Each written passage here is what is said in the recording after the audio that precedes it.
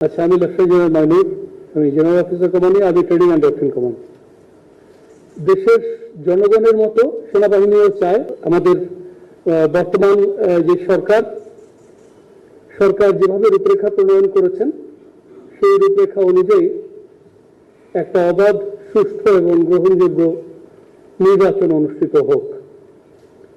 সেই রূপরেখার মধ্যে তো সময়সীমাও দেওয়া আছে। আমরা আশা করি যে নির্বাচন হলে দেশের স্থিতিশীলতা আরো ভালো হবে, আইন শৃঙ্খলা পরিস্থিতি ধীরে ধীরে স্বাভাবিক হবে এবং সেনাবাহিনী তখন সেনানিবাসে ফিরে যেতে পারবে। আমরা সেটার দিকে তাকিয়ে আছি এবং সরকার এখন পর্যন্ত যেটুকু রূপরেখা প্রণয়ন করেছে সেটার উপরে ভিত্তি করে আমরা কিন্তু যথাযথ প্রস্তুতি গ্রহণ করছি। আমাদের যে প্রশিক্ষণ কার্যক্রম সীমিত আকারে এখন চলছে, তার মধ্যে নির্বাচনের সময় আমাদের কি করণীয় সেটাকে ফোকাসে রেখেই আমরা প্রশিক্ষণ করছি। এই প্রশিক্ষণের সাথে প্রাসঙ্গিক একটা বিষয় হলো, আপনারা সবাই জানেন, শান্তিকালীন সময় সেনাবাহিনীর দায়িত্ব হলো যুদ্ধের জন্য প্রস্তুতি নেওয়া। আমরা বলে থাকি we train as we fight. তো গত 15 মাস আমরা বাইরে আছি। নির্বাচন পর্যন্ত বা তার কিছুটা পরেও যদি বাইরে থাকতে হয় তাহলে আরো কিছুদিন বাইরে থাকতে হবে। তো এতে করে কিন্তু আমাদের প্রশিক্ষণ বিঘ্নিত হচ্ছে। এর পাশাপাশি যে পরিস্থিতির মধ্যে দিয়ে যেই চ্যালেঞ্জ মোকাবেলা করে সেনাবাহিনী দায়িত্ব পালন করেছে গত 15 মাস, আপনারা নিশ্চয়ই হয়তো একমত হবেন যে এটা খুব সহজ পরিস্থিতি ছিল না। এ ধরনের পরিস্থিতি বাংলাদেশ প্রতিদিন ফেস করেনি। তো রেস্ট অ্যান্ড রিপিটেরও প্রয়োজন আছে।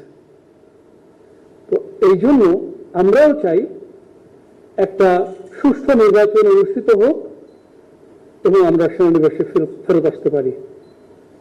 আমি জাস্ট ব্রিগেডিয়ার জেনারেল মঞ্জুর যেটা বলেছে ওটাকে একটু সামারাইজ করার চেষ্টা করলাম।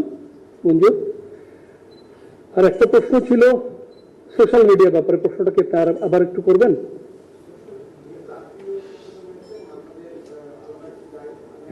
নির্বাচনে আপনারা নির্বাহী ক্ষমতাটাও পাচ্ছেন, সেখানে সরকারের পক্ষ থেকে বারবার বলা হচ্ছে যে সোশ্যাল মিডিয়া এখন বড় চ্যালেঞ্জ এবং এখানে নানান ধরনের গুজব সৃষ্টি হচ্ছে, তৈরি হচ্ছে, নির্বাচনে আরো তৈরি হবে। সেটা নিয়ন্ত্রণে আসলে সেনাবাহিনী আলাদা কোনো উইং করবে কিনা বা এই পরিস্থিতিটা কিভাবে নিয়ন্ত্রণ করবে? ওকে, খুবই প্রাসঙ্গিক একটা প্রশ্ন।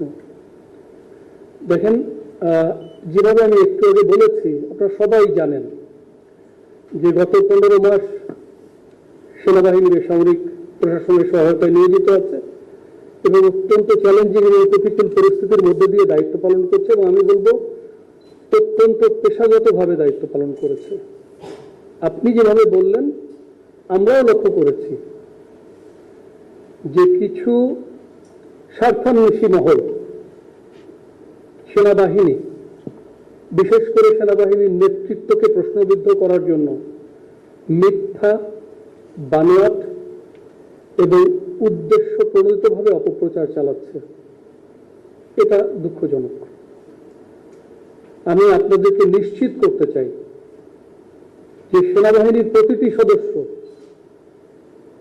সেনাবাহিনী প্রধান এবং সেনাবাহিনীর সিনিয়র লিডারশিপের প্রতি শতভাগ অনুগত এবং বিশ্বস্ত রয়েছে।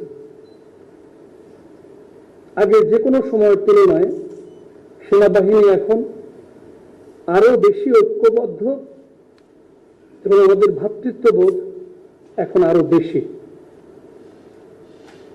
তো আমার অনুরোধ থাকবে, সামাজিক যোগাযোগের মাধ্যমে যে প্রচারণা, এটাকে আমরা পরিহার করে ঐক্যবদ্ধভাবে সামনের দিকে এগিয়ে যাই। যে দায়িত্ব সেনাবাহিনীকে দেওয়া হয়েছে এবং ভবিষ্যতে যে দায়িত্ব দেওয়া হবে, সেনাবাহিনী সেটা যথাযথভাবে পালন করবে। চিরদিন করেছে, সামনেও করবে ইনশাল্লাহ। সোশ্যাল মিডিয়ার প্রচারণাকে আমরা এর বিরুদ্ধে কিছু করাটা আসলে খুব প্রয়োজন আছে বলে আমি মনে করি না। যদিও আমাদের নিজস্ব ওয়েবসাইট আছে, আমরা কি করছি আমরা সেখানে উল্লেখ করি। বাট আসলে